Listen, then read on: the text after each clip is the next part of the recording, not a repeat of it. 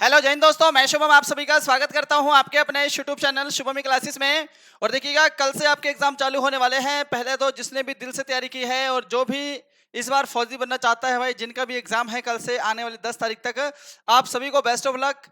और देखिएगा, बिल्कुल रिलैक्स होकर पेपर दीजिएगा। अब एग्जाम में क्या डॉक्यूमेंट लेके जाने हैं वो तो एक छोटा सा सेशन होने वाला है। आपको एग्जाम कैसे अटेम्प्ट करना है, जो टॉपर होते हैं वो क्या स्ट्रेटजी फॉलो करते हैं भैया, एग्जाम अटेम्प्ट कैसे करते हैं और एग्जाम में कैसे कूल रहना है, अगर एग्जाम में हार्ड प्रश्न आएंगे उनको कैसे टैकल करना है, सबसे पहले हार्ड प्रश्न करने हैं या सबसे पहले आसान प्रश्न करने हैं। ये मेरा खुद का पर्सनल एक्सपीरियंस है। जब हम तैयारी करते थे तो हम भी यही स्ट्रेटजी फॉलो करते थे और इससे ना आपके एग्जाम में 10 से 15 नंबर बढ़ जाते हैं साहब। और मैं ना ओरिजिनल पेपर भी लेकर आऊंगा। जो लोग पहली बार भी कंप्यूटर पे एग्जाम देने जा रहे होंगे ना, उनको पेपर कैसा दिखाई देगा, आपको कैसे कहां क्लिक करना है, आपको पहले सेव करना है या सेव एंड नेक्स्ट पे क्लिक करना है, अगर मान लीजिए आपने कोई प्रश्न छोड़ दिए हैं उनको दोबारा से करना है तो वो आप जल्दी जल्दी कैसे कर सकते हैं, वो मैं यहाँ पे सारा डिस्कस करूंगा साहब। इस वीडियो को जरूर देखिएगा। ये आपका एक तरह से पेपर अटेम्प्ट यानी कि लास्ट मिनट स्ट्रेटजी वीडियो होने वाला है कि आपको पेपर अटेम्प्ट कैसे करना है और कैसे आप एग्जाम में अच्छे से स्कोर ला सकते हैं, कैसे आप एग्जाम में कॉन्फिडेंस रह सकते हैं। चलिए अपने सेशन को स्टार्ट करते हैं जी। तो देखिएगा भैया, पेपर कैसे अटेम्प्ट करें, ये हमारा आज का सेशन यही रहने वाला है मेनली। सबसे पहले जैसे ही आप एग्जाम देने जाएंगे ना, सबसे पहले एग्जाम में आपको 1 से 2 घंटा पहले पहुंचना है। कम से कम 1 घंटा पहले तो पहुंच ही जाइएगा, वरना एग्जाम में आप बिल्कुल समय पर पहुंचेंगे और या फिर लेट हो गए तो भैया फिर दिमाग में ना बहुत ज्यादा हड़बड़ी मस्ती है। और जब एग्जाम सेंटर में बैठेंगे एग्जाम देने के लिए तो आधे घंटे तक तो आपकी बॉडी रिलैक्स ही नहीं हो पाएगी भैया। आधे घंटे तक जो आपके हार्मोन है ना वो अप डाउन रहेंगे, ठीक है, जो डर वाले हार्मोन होते हैं, जो घबराहट वाले होते हैं साहब। तो सबसे पहले एग्जाम में कम से कम कोशिश करिएगा 1 घंटे पहले पहुंच सकें। वहां पर आप चाहो तो कुछ रिवीजन कर सकते हैं, करंट अफेयर पढ़ सकते हैं, पढ़ के या टहल सकते हैं, माइंड रिलैक्स रख सकते हैं, गाने सुन सकते हैं, आपकी कोई दिक्कत नहीं है साहब, ठीक है ना। 1 घंटे पहले पहुंचना है। डॉक्यूमेंट आप सभी को पता है क्या लेकर जाने हैं मेरे भाई। डॉक्यूमेंट आपको एक एडमिट कार्ड लेकर जाना है आपका, जो कि ओरिजिनल रहेगा साहब, या फोटोकॉपी ओरिजिनल एक ही चीज है, ठीक है ना। हो सके तो 2 आईडी प्रूफ लेकर जाने हैं। एक आप आधार कार्ड रख लो, एक पैन कार्ड रख लो, या फिर आपके पास इसके अलावा वोटर कार्ड है, कोई भी 2 आईडी प्रूफ लेकर जाइएगा। अगर 2 नहीं है आपके पास तो आपका सिर्फ और सिर्फ जो आधार कार्ड है उससे भी काम चल जाएगा, पर 2 आईडी प्रूफ लेकर जाइएगा। और हो सके तो 3 से 4 आपकी न्यू यानी कि लेटेस्ट जो फोटोग्राफ्स है, पासपोर्ट साइज छोटी जो फोटोज होती हैं, 3 से 4 आप फोटोज लेकर जाइएगा। आप चाहे तो पानी की बोतल भी लेके जा सकते हैं, पर बिल्कुल ट्रांसपेरेंट होनी चाहिए, बिल्कुल व्हाइट, ठीक है। वैसे तो 1-2 घंटे में आपको क्या ही दिक्कत लगेगी साहब, ठीक है। और एक पेन जरूर लेकर जाएंगे मेरे भाई। पेन ना आपको लेकर जाना है, वहां पे लिखा हुआ है इंस्ट्रक्शन में, पेन लेकर जाना है। वैसे तो पेन वही लोग देते हैं, पिछले साल तो उन्होंने ही दिए थे, पर लेके चले जाइएगा। अगर नहीं देंगे तो फिर, अगर देंगे तो कोई बात नहीं, नहीं देंगे तो आपका पेन यूज आ जाएगा, 5-10 रुपए की बात है ना। एक आपको एडमिट कार्ड, आपको 2 आईडी प्रूफ लेके जाने हैं, 3 से 4 फोटोज लेके जानी है, एक पेन लेकर जाना है। और उससे पहले खुद 1 घंटे पहले पहुंच जाना है। कभी बिल्कुल समय पे पहुंच रहे हो या फिर 5-10 मिनट लेट हो गए तो एंट्री के लिए रिक्वेस्ट करो। एंट्री मिलेगी नहीं मिलेगी उसकी कोई गारंटी नहीं है। और आधे घंटे तक आपके अंदर जो घबराहट है वो ऊपर नीचे होती रहेगी साहब, ठीक है। अब आगे देखो साहब, जैसे आप एग्जाम सेंटर में बैठेंगे, आपको भैया कंप्यूटर, आपकी बायोमेट्रिक होगी, फिंगर होंगे, साइन होंगे या जो भी कुछ होगा, आपको एंट्री हो जाएगी। आपको कंप्यूटर बिठा देंगे, जो आपके सामने टीचर होंगे वो आपको इंस्ट्रक्शन देंगे कि भैया अपना ये सब चेक कर लो, सब ओके है कि नहीं। सबसे पहला जानते हो आपको क्या काम करना है, कंप्यूटर पे बैठ के देखना है कि आप बिल्कुल सही कंप्यूटर पे बैठे हैं नहीं बैठे हैं। या तो आपकी फोटो यहाँ पर होगी या आपका रोल नंबर मैचिंग करा होगा, वो जरूर मैच कर लीजिएगा।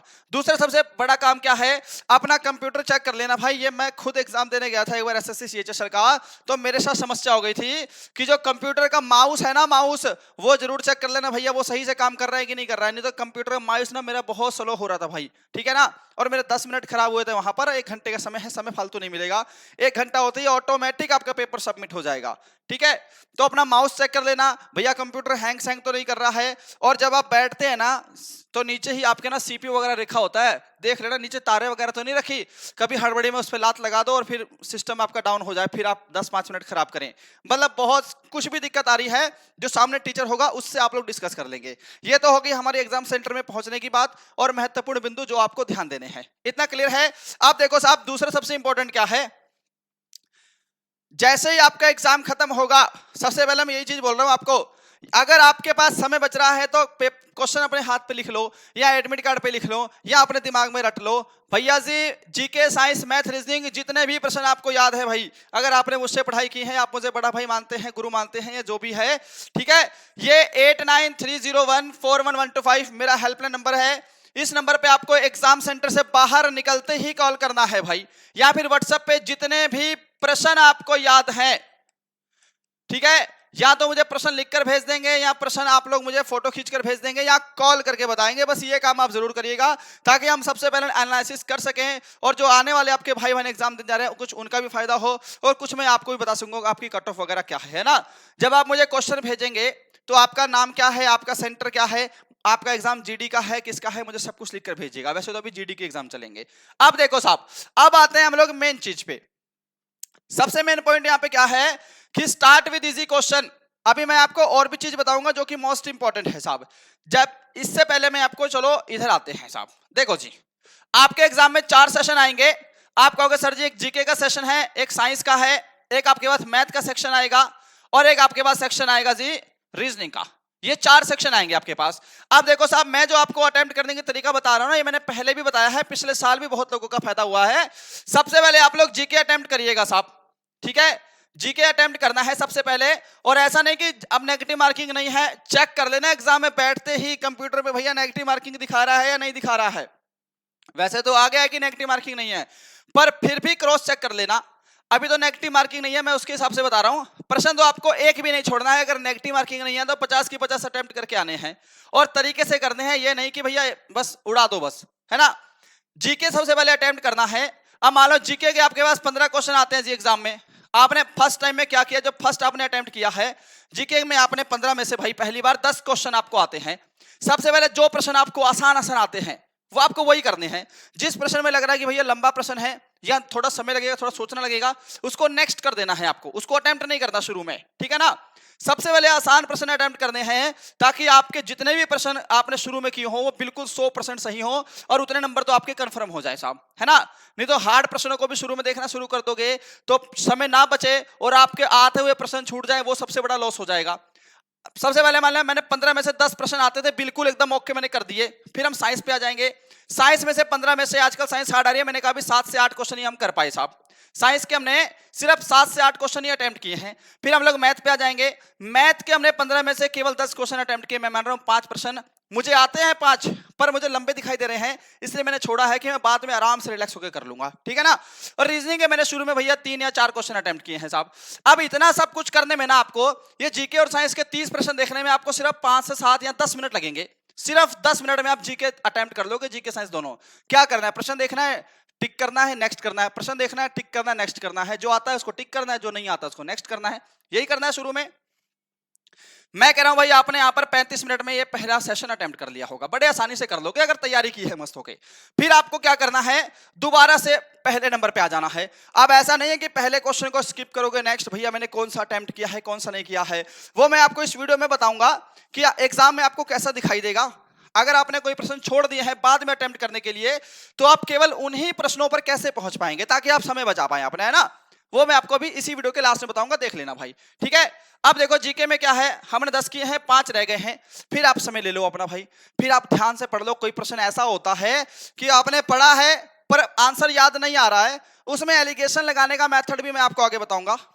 करने तो आपको सारे हैं, फिर इस बार आप सारे अटेम्प्ट कर लेना भाई, ठीक है ना। ज्यादा टाइम मत लेना जीके और साइंस में। फिर इसके बाद आप रिलैक्स होकर के समय ले लो और फिर आप लोग बाकी जो बचे हैं सारे अटेम्प्ट कर लो। कि यहाँ पर जो 5 प्रश्न बचे हैं, यहाँ पर जो 7 क्वेश्चन रह रहे हैं, कम से कम ऐसे अटेम्प्ट करना बिल्कुल ध्यान से एकदम सॉलिड तरीके से कि इसमें से भी आप ना 50% और स्कोर अटेम्प्ट कर लो, है ना। अटेम्प्ट तो सारे करोगे, 50% स्कोर कम से कम हासिल कर लो भाई, बड़े आसानी से अटेम्प्ट करने हैं आपको। फिर मैथ अटेम्प्ट तो आपको सारे करने हैं, बाकी जो बचे हैं मैथ और रीजनिंग इन पे आप समय दे लीजिएगा क्योंकि कुछ कुछ प्रश्न क्या है ना आपको ऑप्शन से भी सॉल्व करने पड़ सकते हैं मैथ के। मैथ का कोई प्रश्न ऐसा आ गया भैया जी हम सीधे तरीके सॉल्व कर रहे हैं, सॉल्व नहीं हो रहा है या फिर इतना लंबा सॉल्यूशन है उसका, तो कुछ प्रश्नों में ऑप्शन का भी सहारा लेना पड़ सकता है, प्रश्न को सेटिस्फाई कराना पड़ सकता है। ये आपको पता होना चाहिए अगर आप मैथ पढ़ रहे हैं तो, ठीक है ना। कुछ प्रश्न ऑप्शन से भी सॉल्व हो सकते हैं, कुछ प्रश्न बेसिक से सॉल्व होंगे, कुछ प्रश्न ट्रिक से सॉल्व होंगे। ये आपकी खुद की प्रैक्टिस, आपका खुद का ज्ञान आपको बताएगा कि आपको कैसे करना है। अटेम्प्ट आपको सारे करने हैं, ठीक है ना।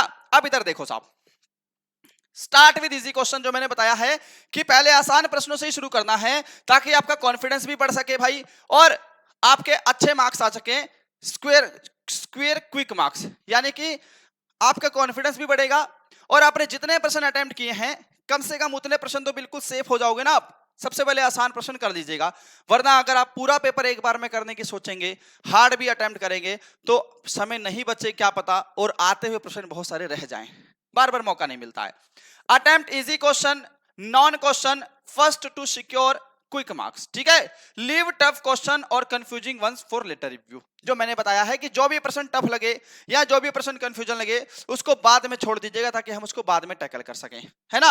अब आप मान लो एग्जाम देने गए, आपके पास ऐसा हो सकता है कि आपने जीके का सेक्शन खोला भाई, और पहले 5 प्रश्न आपको आते ही नहीं है। ऐसा हो सकता है कि भैया ऐसा पेपर बना दिए कि पहले 4-5 प्रश्न तो आते ही नहीं है, पढ़ा ही नहीं है कहीं से साहब, है ना। तो घबराना नहीं है, कभी घबरा जो अरे बाप रे तो शुरू में ही हालत खराब हो गई, क्या पता बाकी के सारे प्रश्न आते हों, बाकी आपसे कोई पेपर ही ना छूटे, तो बिल्कुल टेंशन मत लीजिएगा। और आप पेपर आपका 3 ही तरीके से तो बनेगा, या तो पेपर आपका इजी होगा, या आपका पेपर मीडियम होगा, या इजी और मीडियम होगा, ठीक है, या इजी के साथ आपका कुछ प्रश्न हार्ड हो सकते हैं। अब देखो साहब ध्यान से समझना, पेपर में आपके ना 60 से 65 प्रश्न इजी आएंगे, जो कि बिल्कुल सिर्फ डायरेक्टली प्रीवियस होंगे, डायरेक्ट प्रश्न। और मीडियम में आप कहोगे सर जी प्रीवियस ईयर से रिलेटेड क्वेश्चन आएंगे, या फिर जो टीसीएस आजकल कुछ नए पैटर्न पे पूछ रहा है वो प्रश्न आ सकते हैं साहब। और हार्ड में क्या है, हार्ड के आपके पास ना 5 से 6 क्वेश्चन आएंगे ही आएंगे साहब, और ये प्रश्न ऐसे आएंगे जो ना आपको बुक में मिलेंगे, कभी कभी ना किसी टीचर से सॉल्व होंगे, ना आपको याद होंगे, ठीक है। ऐसे प्रश्न भी देखने को मिल सकते हैं, तो घबराना नहीं है। अगर पेपर वाकई में हार्ड आ गया है तो वो सबके लिए हार्ड आएगा, आप अकेले नहीं हो, पूरा सोर्स सबका सेम है भैया। कहीं ने मेरे भाई बिजू सर आर्मी स्टडी से पढ़ा है, किसी ने कहीं से पढ़ा है, किसी ने हमसे पढ़ा है, लगभग सबके सोर्स बिल्कुल सेम टू सेम है।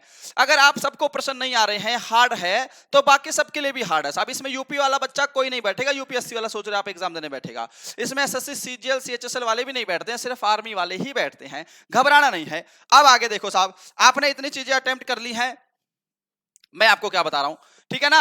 या तो पेपर इजी या मीडियम होगा, या मीडियम और हार्ड होगा, इसके कम चांसेस हैं। आप कुछ लोग को ये डर है सर पहले आसान आसान पेपर हो जाएंगे, मेरी शिफ्ट हार्ड आएगी, मेरी सेकंड शिफ्ट है, मेरी थर्ड शिफ्ट है।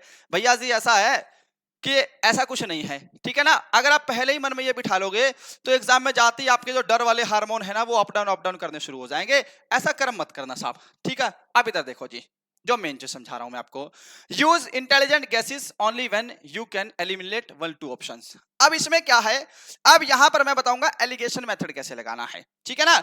एलिगेशन मेथड क्या होता है, आंसर देने की स्ट्रेटजी होती है साहब।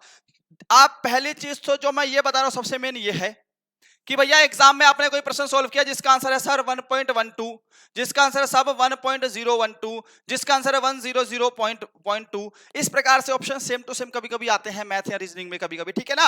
आंसर तो ए टिक करना था, गलती से आपने बी टिक कर दिया, ये मत गलती करना, वरना तो भैया हो गया बेड़ा गर्क फिर, ठीक है ना।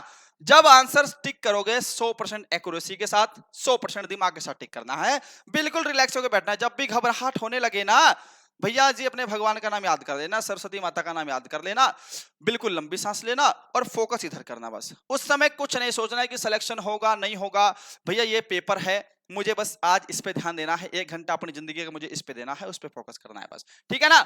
एलिगेशन मेथड में आपको क्या करना है भाई साहब, ये आपको option A B C D ये 4 ऑप्शन दिए हैं। अब मेरे पास कोई प्रश्न आया, मुझे पता है कि भैया ए तो आंसर कदापि नहीं हो सकता और आंसर सी भी नहीं हो सकता। अगर ऐसा कोई प्रश्न आए ना तो इसके सही होने के चांस आपके ज्यादा रहते हैं।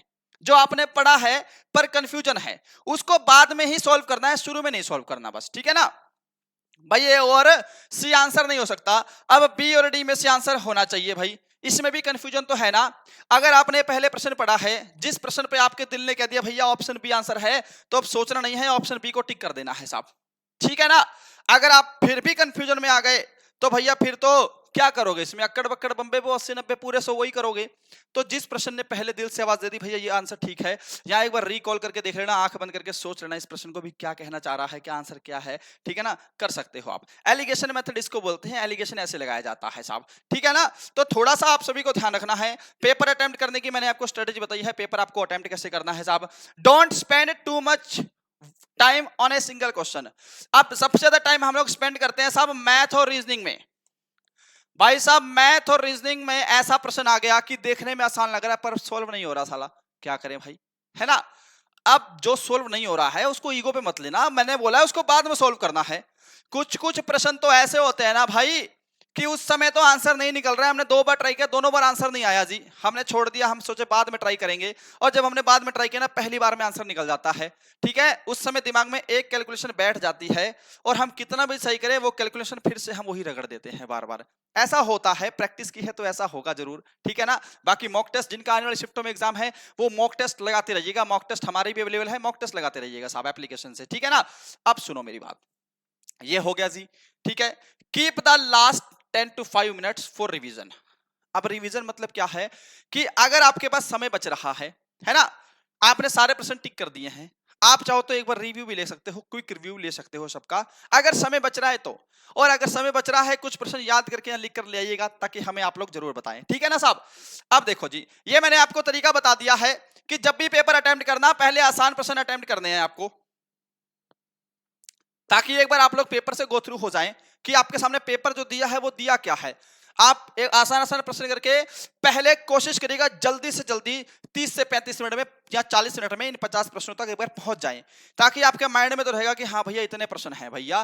ठीक है ना, कि मैंने पहली बार में जो प्रश्न अटेम्प्ट किए हैं फटाफट से 30 प्रश्न तो मैंने अटेम्प्ट कर डाले हैं जी, और ये 30 की 30 बिल्कुल सही है, इनको गलत नहीं कर सकता कोई भी साहब।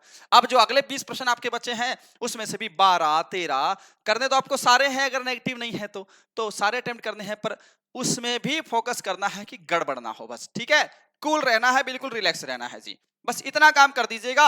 और एग्जाम में जब आएंगे देख करके तो कृपया करके बस एक काम और कर दीजिएगा, हमें प्रश्न जरूर भेजिएगा साहब। मेन टॉपिक्स आपके पास समय है तो करंट अफेयर पढ़ लो।